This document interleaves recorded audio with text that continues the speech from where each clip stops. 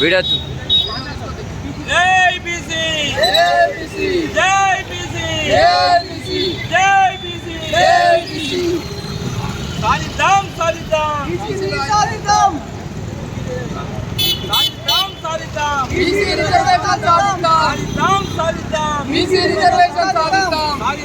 సాధిద్దాం ఈరోజు దగ్గరికి రా.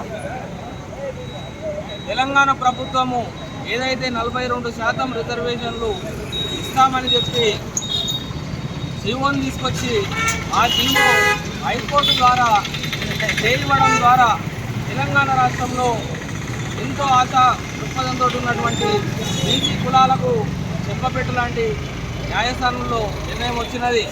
ఈ నేపథ్యంలో ప్రభుత్వము ఏదైతే 9th షెడ్యూల్లో పెట్టాల్సిన అంశం ఉన్నదో ఆ దిశగా ప్రయత్నాలు చేయకుండా అఖిలపక్షాన్ని తీసుకెళ్లకుండా ఇక్కడ అన్ని పార్టీలతోటి సమన్వయం చేసుకోకుండా ఒంటెత్తుపోకూడపోవడంతో ఈ యొక్క పరిస్థితి దాపురించింది.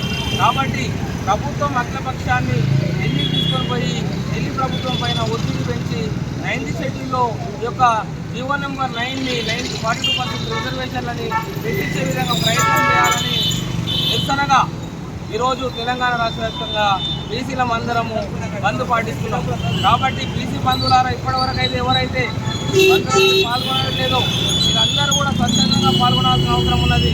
ఇది బీసీ ఎస్సీ ఎస్టీ మైనారిటీ వర్గాలకు సంబంధించిన రిజర్వేషన్ల పెంపుదల పోరాటము. దీంట్లో అందరం భాగస్వామ్యం కావాలి. ఇది రాజకీయంగా బీసీలు అణగదొక్కడానికి కారణమవుతున్నటువంటి అంశాల పట్ల మేలుకోవాల్సిన అవసరం ఉన్నది.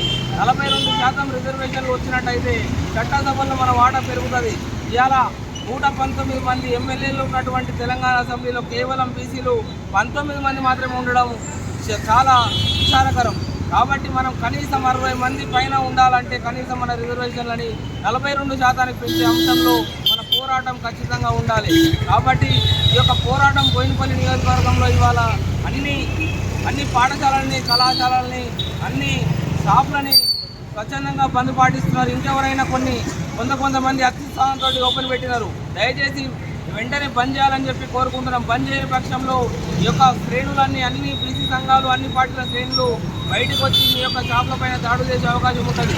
వెంటనే బంద్ చేయాలని చెప్పి అందరికీ కూడా తెలియజేస్తున్నాం. జై బీసీ జై బీసీ బీసీల ఐక్యత బీసీల ఐక్యత బీసీ రిజర్వేషన్లను సాధిద్దాం సాధిద్దాం సాధిద్దాం సాధిద్దాం.